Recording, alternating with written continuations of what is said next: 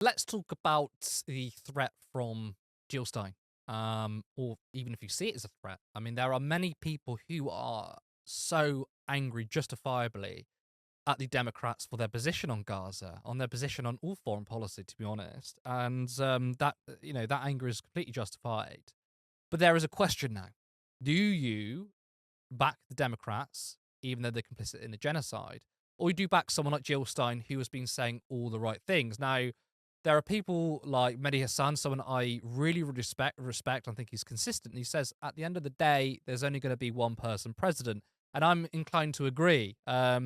Now, for me, my position is very different to the UK. In the UK, we have a parliamentary system, very different. We don't, of course, we only have one governing party, but it's made up of seats. If there's a safe seat in my area, one seat goes one way, it doesn't really matter. You got the electoral college in the US, though. If one state goes one way, I mean, the elections are usually down to a handful of states. And the second reason is in the UK, the Conservative Party and the Labour Party are virtually identical. Whereas, okay, maybe on foreign policy, the Dems and the GOP are similar, but when it comes to domestic policy, they could be more different. And the threat from Trump in 2025, it's literally Christian fascism. So I want to get your take on that angle and what you would say to leftists. First of all, would you agree if they want to abandon the Democrats to vote for the Greens? What's your view on that? Um, okay, so like to go from like the top end of this, Jill Stein is not even registered in every single state. It is mathematically impossible for her to win. That's just like baseline.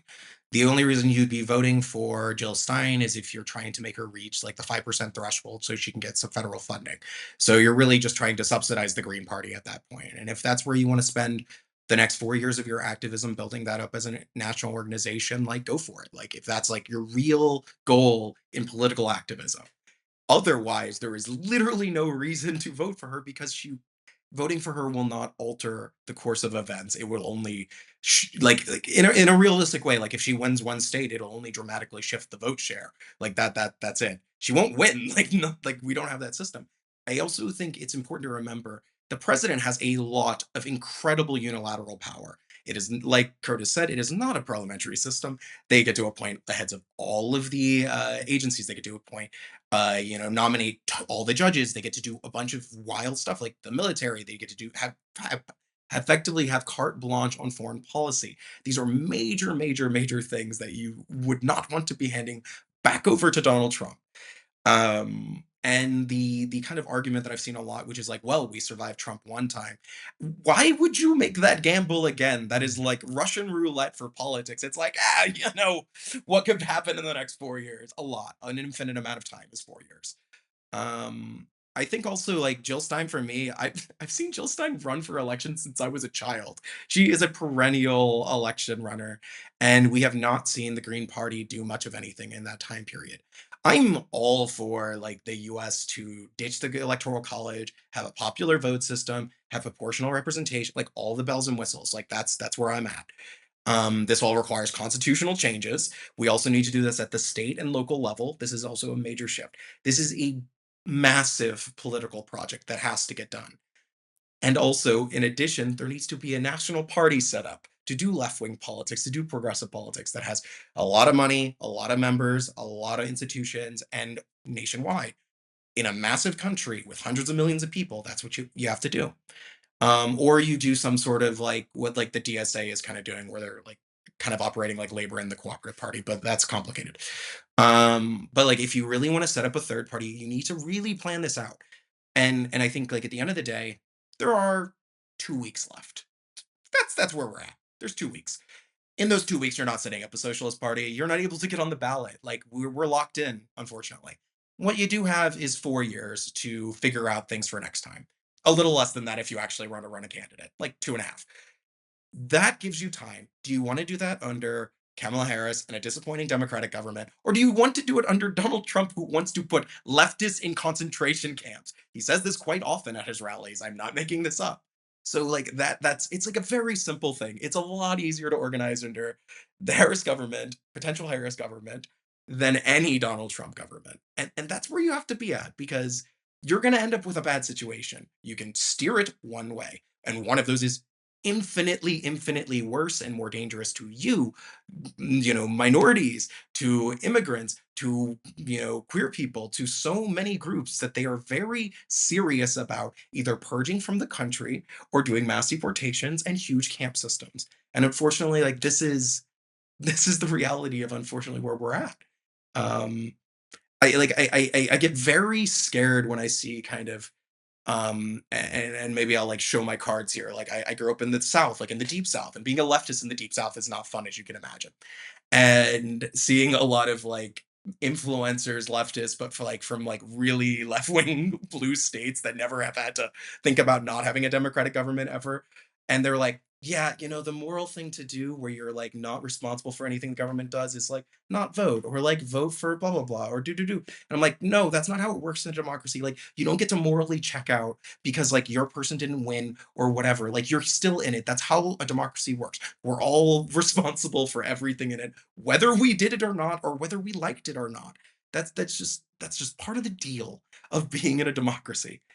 And you don't get to check out. You just get to make choices, and some of them are crappy. And that's a lot of democracy, unfortunately. But you can figure out better options for next time. You can organize, you can plan, you can strategize, you can build up the left wing that can exist. Like Bernie Sanders back in 2016 proved it's not completely taboo. We can raise a ton of money. We can run a major candidate. We can do stuff. People are think it's controversial like AOC or whatever. Like she's like really powerful in that party now. Like it is wild to see a socialist there, like of any kind in like that level of like party leadership position. Like people do not understand. Like 20 years ago, you could not talk about these kind of politics in public.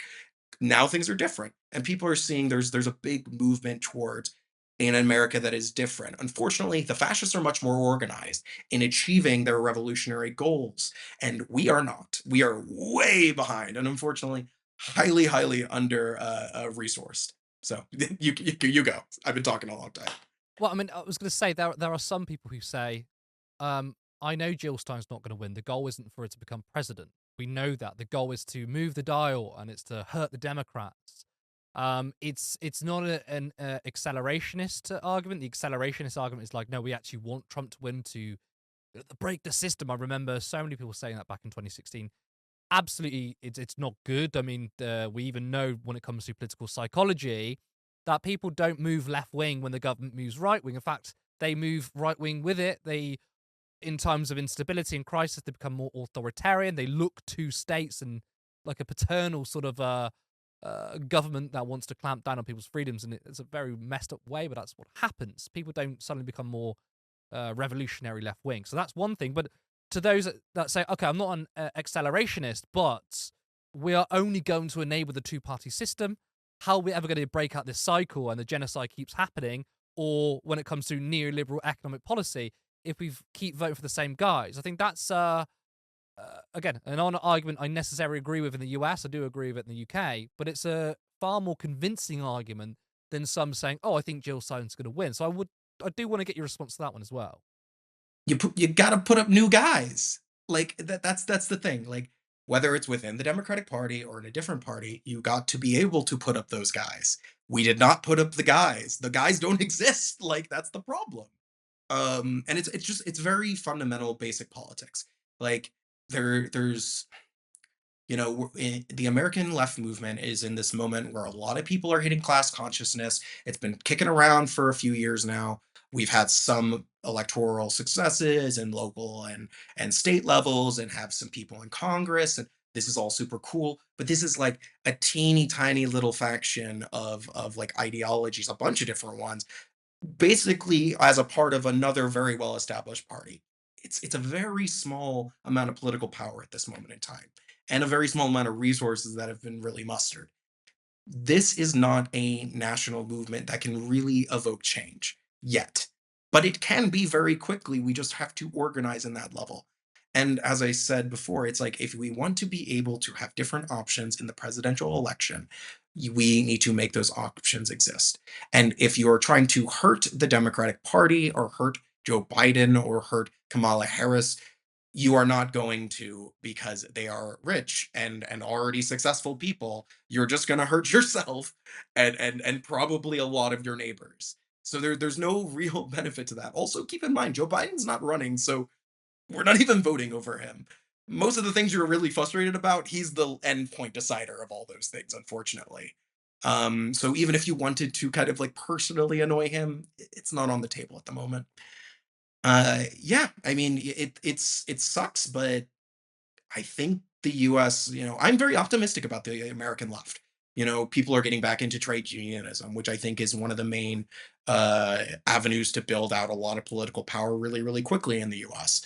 I think also there is the wonderful situation that there's infinite elections in the US. So there's always more options to throw people up literally every year in most states.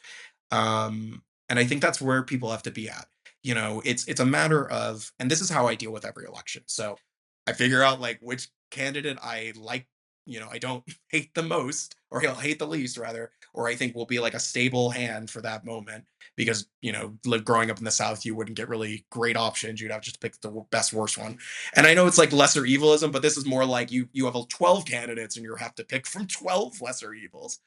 Um, but then I, vote for one of them, and then the next day you go back to protesting them and trying to push them or trying to like shift the government or remove them from power, because that's like how you have to play the game of democracy. It doesn't end. The elections are literally just like demarcation points that reset set where the power is split up, and then whether that's 2 4 years later you get another reset, and what you do in that middle period between those two elections, that's the most important part of the politics. That's when you find the new candidates, build the campaigns, build the movements, build the parties, raise the money, blah blah blah, all this stuff.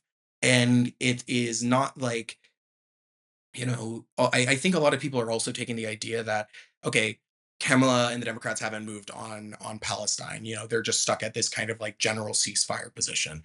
And this is deeply frustrating. And they view this as tied with like the US election. So like if they don't change their position by the election, it's all for nothing.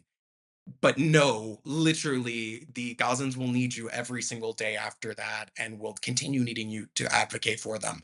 And will need you to continue advocating past even the Harris presidency or the Trump presidency. These are all situations that will not be addressed in any short amount of time. Even if there was a today ceasefire, we need to have years of rebuilding, literally decades of counseling for children that are having, psychological traumas that like we think we understand because we've seen some horrible images on the phone, but these are like fractions of what is actually occurring. Um, yeah, I mean, I I would say mean, it's my it's just you can't view yeah. elections as the only thing that is matters in politics. Mm. It doesn't. It's just like a day. It's a day. Power shifts up, and then you have to keep going to do more politics. Um, yeah, I mean, it's really just like a checkpoint. It tells you where you're at in that round. And that's why they even call them cycles, like election cycles. It's just like it turns and you got to keep fighting and go it again. And it's hard, and it's really, if you've been in politics and political activism a long time, it grinds you down, especially if you're doing party work. It just like it destroys your soul for many reasons. But it it is the work of politics, and it is why is it so important that so many people get involved, because then the work is spread out and the grinding of the soul is also spread out. And a lot of this is unglamorous. It's like campaigning and knocking on doors and picking up phones for like hours, and just like sitting through infinite meetings where you're like disagreeing over like whether you want to use one phrasing or another phrasing, or like the ideological like implications of blah blah blah. But that's the hard work, and that I think is, it's getting out of just the digital spaces, it's building up actual communities, it's doing the local organizing, the regional organizing, the national organizing.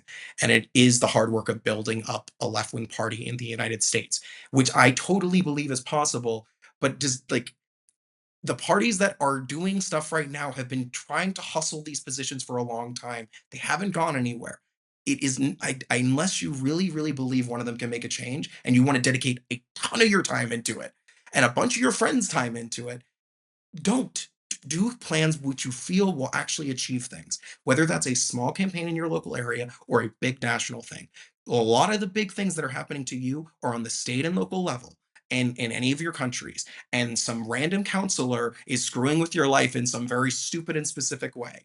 And that's a lot of politics. And we've seen that in the last few years. Like the conservatives are really good at using stuff like school board meetings and all these other like teeny tiny positions to really wreak havoc on people's lives, their health, their education, all the basic parts of what makes life life. And so that is, I think, really important. You need to go run for something. You need to be out there. You need to get your friends organized. If you're all pissed off about stuff, you're already halfway there. You just got to go Mm, get organized and start actively doing stuff. yeah. And there, even if like an NGO is not overtly like in your political wing of stuff, but you feel like they're doing cool work, that's a good space to go do politics in. Don't go in there and like the first day being like, oh, like heavy duty, like doom and gloom, or like hit them with like, like, what kind of Marxist are you? Unless that's the vibe, then that's like cool. But like otherwise, like be normal, build up friendships, and then like they will start thinking like, oh, this guy's like cool. He's like a socialist, blah blah blah. Like there But I mean, is opportunity now. I'd say, I mean, for me, I mean, my final comments on this would be that you can't. You're very passionate. I like that. You can't vote away a genocide, but you can vote to protect the women's right to choose. You can protect LGBTQ protections, even when it comes to wages and the economy. These things you can make a marginal difference. So I think when people say there's literally no difference, yes, maybe on foreign policy, but there's still utility in it. Support independent media. Support social justice that's there on social media. Thank you. Turn left.